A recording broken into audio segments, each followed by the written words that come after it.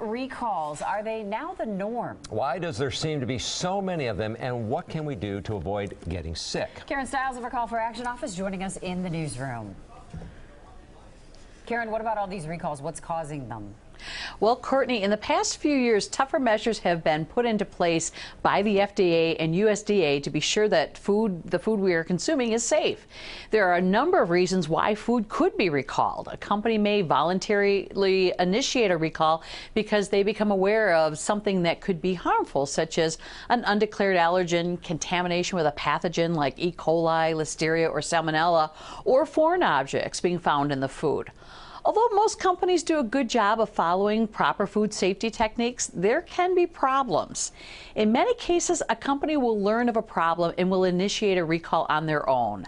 However, in some cases, the company is required to do a recall because they failed an inspection by the FDA or USDA, or they are alerted by these agencies that the food that they manufacture and distribute is making people sick. If a company fails to take appropriate measures, they can face stiff penalties and expensive lawsuits. So, Karen, if you bought a product that's been recalled, what's the next step? Here's what you need to know if you have food that has been recalled. Most importantly, do not consume the product and take proper safety measures when disposing of it, such as washing your hands in the area where you may have been storing the food. You can also contact the manufacturer or the store where it was purchased to ask for a refund.